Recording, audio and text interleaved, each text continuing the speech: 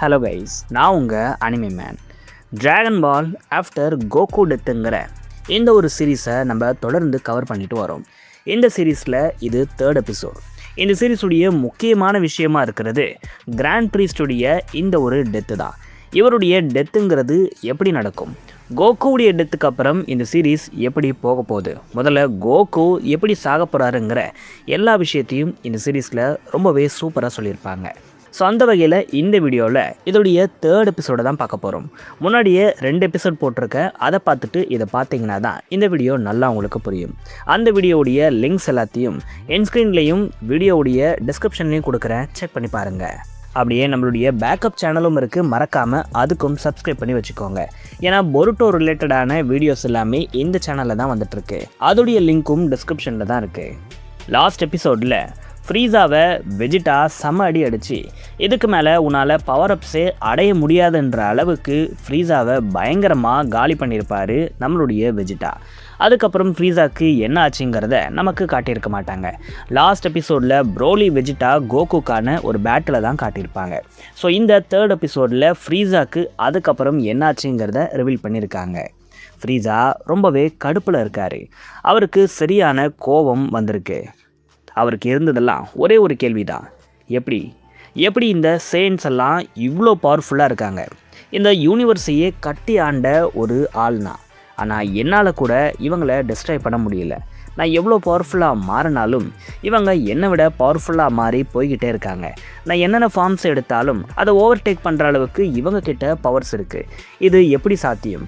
நான் இதுக்காக கடினமாக உழைக்கிறேன், இந்த சேயன்ஸ் இதுக்காக என்ன பண்ணுறாங்க, எப்படி இவங்களால் இவ்வளோ பவர்ஃபுல்லான ஃபார்ம்ஸ் எல்லாத்தையும் அவாய்ட் பண்ண முடிஞ்சதுன்னு அவருக்கு பயங்கரமான கேள்வி வந்துக்கிட்டே இருக்குது. அப்போ இவர் என்ன நினைக்கிறாருன்னா, இந்த ஒரு சேயன்ஸ் எல்லாருமே ஏதோ சீட்டிங் பண்ணி தான் இந்த புது ஃபார்ம்ஸை அவாய்ட் பண்ணியிருக்க முடியும்னு ஃப்ரீஸா நினைக்கிறாரு. அவர்கிட்டயே அவர் இதை பற்றி பேசிக்கிட்டு இருக்காரு. இப்போ இந்த சேயன்ஸை அழிக்கணும், அதுக்கு என்ன பண்ணலாம்னு ஃப்ரீஸா இப்போ யோசிக்கிறாரு. இவருடைய பிளாக் ஃபார்மை மறுபடியும் இவர் ஏதோ ஒரு தில்லாலங்கடி வேலையை பண்ணி கொண்டு வந்தால் கூட அந்த ஒரு பிளாக் ஃபார்மால் கண்டிப்பாக வெஜிட்டா, கோகு, ப்ரோலியை பீட் பண்ண முடியாது. ஏன்னா இவங்க அது எல்லாத்தையும் விட பவர்ஃபுல்லாக இருக்காங்க. இதை ஃப்ரீஸா நினச்சி ஃபீல் பண்ணிக்கிட்டு இருக்காரு. இவங்களை என்ன பண்ண முடியுங்கிற மாதிரி அவர் யோசிச்சுக்கிட்டே இருக்க அவருக்கு ஒரு விஷயம் ஞாபகத்துக்கு வருது.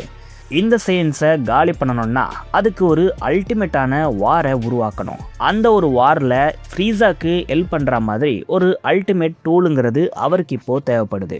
அதுக்கு ஒரு சுப்ரீமான பீயிங்கை அவர் கண்டிப்பாக கண்டுபிடிச்சே ஆகணுங்கிற ஒரு சூழ்நிலையில் இருக்கார். அப்படிப்பட்ட ஒரு சுப்ரீம் பீயிங்கை நான் எங்கே போய் தேடுவேங்கிற மாதிரி ஃப்ரீஸா யோசிக்க கிங் கோல்டுடைய வாய்ஸுங்கிறது ஃப்ரீஸாவுக்கு கேட்குது.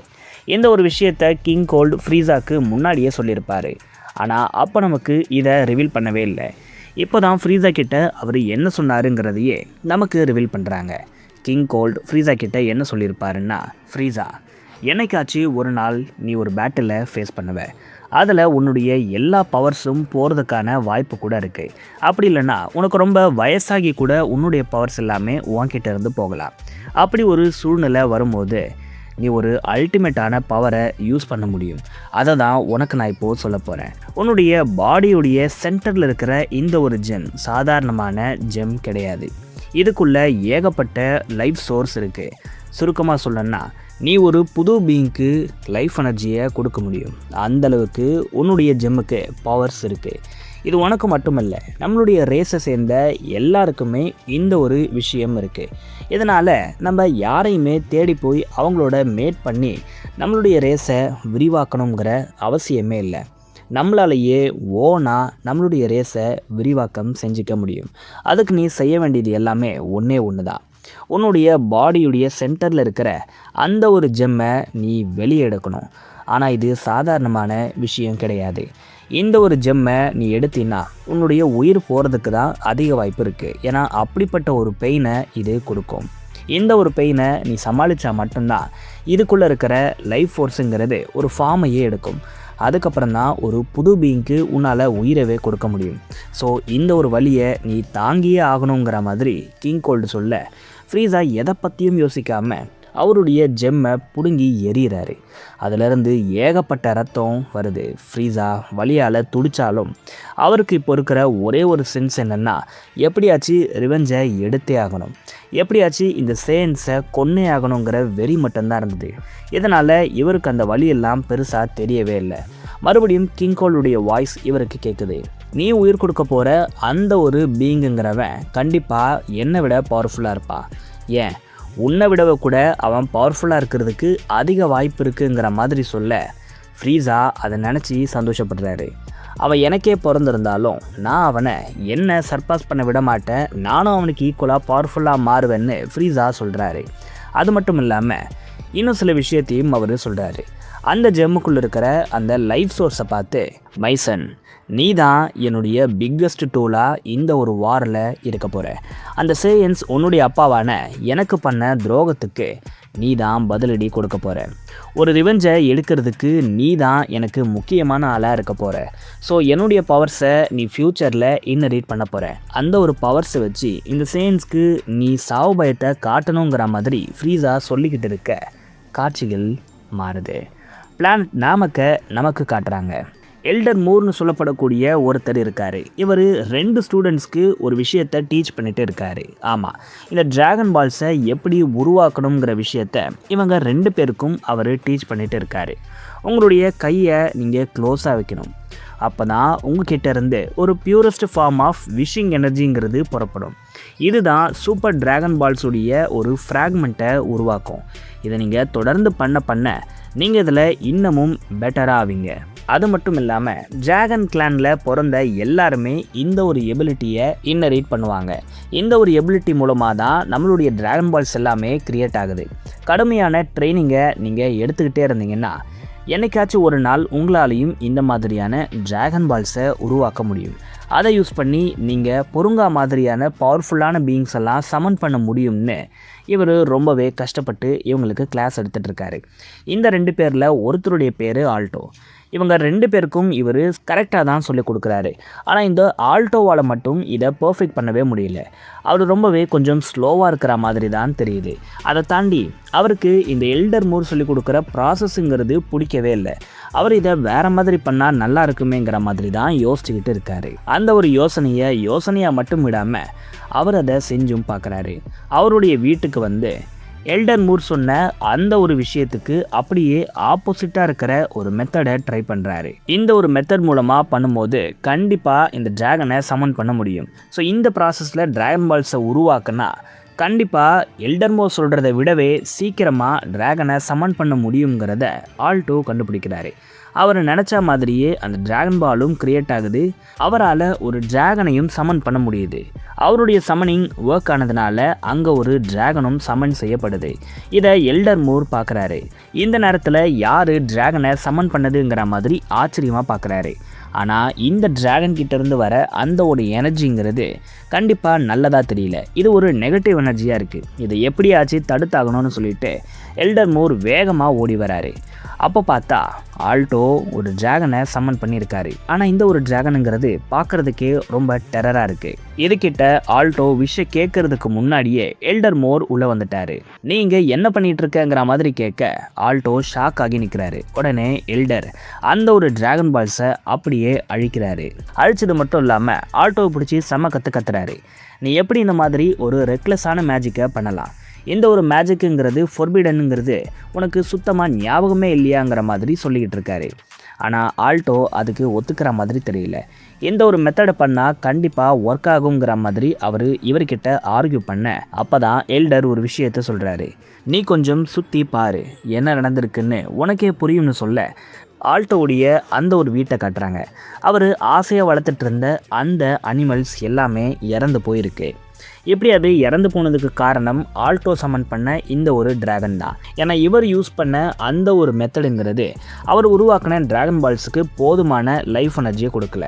போதுமான லைஃப் எனர்ஜி இல்லாததால் இது சமன் பண்ண அந்த ஒரு டிராகனுங்கிறது பக்கத்தில் இருந்த எல்லா லைஃப் எனர்ஜியும் அப்சார்ப் பண்ணிக்கிச்சு. இதனால தான் ஆல்டோடைய பெட்ஸ் எல்லாம் இறந்து போச்சுங்கிற மாதிரி எல்டர் மோர் சொல்கிறாரு. அது மட்டும் இல்லாமல் இந்த ஒரு டிராகன் பாலை உருவாக்குறதுக்கு நம்ம பாரம்பரியமாக கடைப்பிடிச்சிட்டு வர அந்த ஒரு மெத்தடை தான் யூஸ் பண்ணணும். ஏன்னா அதுதான் சூப்பர் டிராகன் பால்ஸுடைய ஃப்ராக்மெண்ட்ஸாக இருக்குது. இந்த யூனிவர்ஸ்லேயே சூப்பர் டிராகன் பால்ஸுடைய எனர்ஜி தான் ரொம்பவே பியூரஸ்ட்.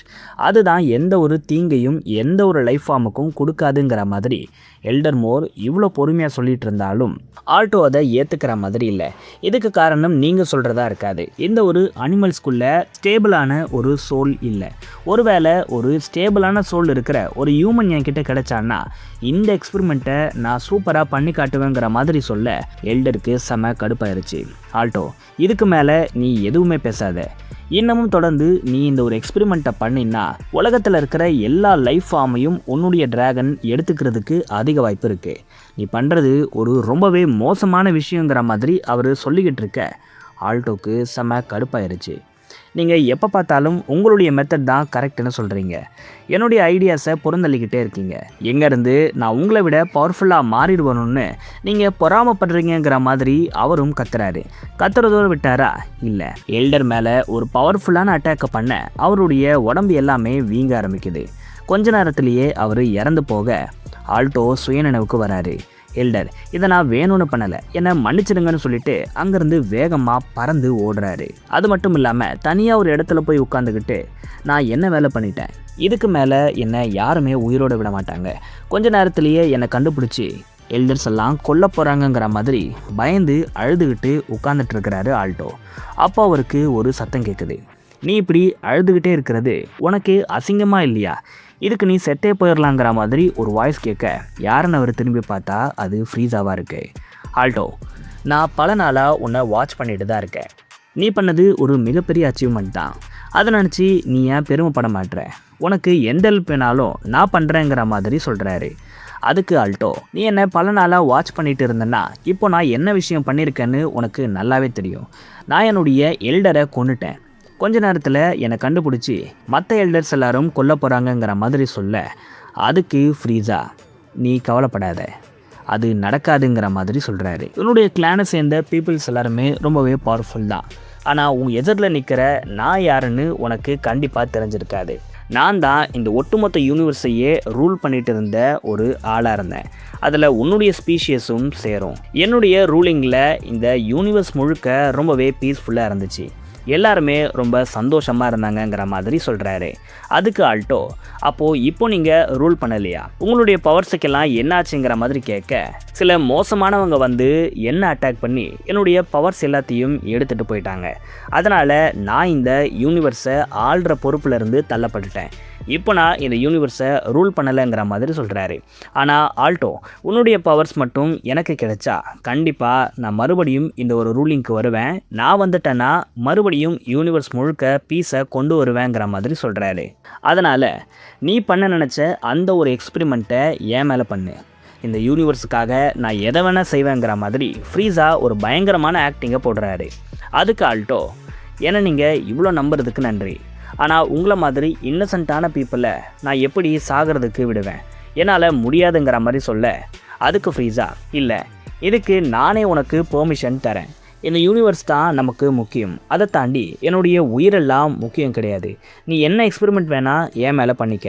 இந்த யூனிவர்ஸ்க்கு மறுபடியும் ஆபத்து வரவே கூடாது. அதுக்காக நான் என்ன வேணால் பண்ணுவேன் அப்படிங்கிற மாதிரி ஃப்ரீஸா சொல்ல ஆல்டோ ஓரளவுக்கு காம்ப்ரமைஸ் ஆகிறாரு. நீ இந்த எக்ஸ்பெரிமெண்ட்டை சக்ஸஸ்ஃபுல்லாக பண்ணிட்டீன்னா நீ யாரை பார்த்து பயப்படுறியோ அந்த நாமக் பீப்புள்ஸே உன்னை வரவேற்பாங்கங்கிற மாதிரி ஃப்ரீஸா சொல்ல ஆல்டோக்கு ரொம்பவே சந்தோஷமாக இருந்துச்சு. அப்படின்னா நான் கண்டிப்பாக இந்த ஒரு எக்ஸ்பெரிமெண்ட்டை சக்ஸஸ் பண்ணி காட்டுறேன். என்னுடைய பீப்புள்ஸ் அன்னைக்கு என்ன ஏற்றுப்பாங்கங்கிற மாதிரி சொல்கிறாரு. இதுக்கப்புறம் பல வருஷங்கள் போகுது. ஃப்ரீஸாவுடைய அந்த ஒரு ஜெம் ரொம்பவே பவர்ஃபுல்லாக மாறிடுச்சு. அதுக்குள்ளே இருந்த அவருடைய சன்னும் பயங்கரமாக வளர்ந்துட்டாரு. ஆனாலும் ஃப்ரீஸா என்ன சொல்கிறாருன்னா, இவ்வளோ சீக்கிரம் நான் போக வேண்டியது வரும்னு எதிர்பார்க்கவே இல்லை. சன், நீ இன்னும் வெளியே வர்றதுக்கு நாளாகும்னு நினைக்கிறேன். நீ வெளியே வந்ததுக்கப்புறம் உனக்கு என்னென்ன விஷயங்களெல்லாம் பண்ணணும்னு நல்லாவே தெரியும். அது மட்டும் இல்லாமல் நீ என்னுடைய பையன். நீ கண்டிப்பாக பவர்ஃபுல்லாக தான் இருப்ப, அதில் எனக்கு எந்த சந்தேகமும் இல்லை. என்னுடைய ரிவெஞ்ச் எல்லாத்தையும் நீ தான் எடுக்கணுங்கிற மாதிரி ஃப்ரீஸா அவருடைய சன்னை பார்த்து பேசிக்கிட்டு இருக்காரு. அந்த ஒட்டுமொத்த சேன்ஸையும் நீ தான் அழிக்கணுங்கிற மாதிரியும் சொல்லிக்கிட்டு இருக்காரு. அதுக்கப்புறம் ஆல்டோவை பார்த்து ஒரு சில விஷயங்களெல்லாம் சொல்கிறாரு. ஆல்டோ, எனக்கு ரொம்பவே ஒரு முக்கியமான வேலை இருக்குது, அதனால் நான் இங்கேருந்து கிளம்ப போகிறேன். அந்த ஒரு வேலையை முடிச்சுட்டு நான் திரும்பி வரலாம், வராமல் கூட போகலாம். நீ என்னுடைய பையனை பத்திரமா பார்த்துக்கோ. அவன்கிட்ட என்னென்ன விஷயங்களெல்லாம் சொல்லணும்னு நான் ஆல்ரெடி உங்ககிட்ட சொல்லிட்டேன். அது எல்லாமே உனக்கு ஞாபகம் இருக்குல்லங்கிற மாதிரி கேட்குறாரு. எனக்கு ஞாபகம் இருக்குது ஃப்ரீஸா, நீங்கள் சொன்னதை அப்படியே நான் செய்வேங்கிற மாதிரி ஆல்டோ சொல்ல, ஃப்ரீஸா அவர் சொன்ன அந்த ஒரு முக்கியமான வேலையை முடிக்க அங்கேருந்து போயிட்டுருக்காரு. ஃப்ரீஸா சொன்ன அந்த ஒரு முக்கியமான வேலை என்ன, கிராண்ட் ப்ரீஸ்ட்டை கொல்ல போகிறது ஃப்ரீஸாவுடைய பையன் தானாங்கிற எல்லாத்தையும் அடுத்த எபிசோடில் நான் உங்களுக்கு சொல்கிறேன்.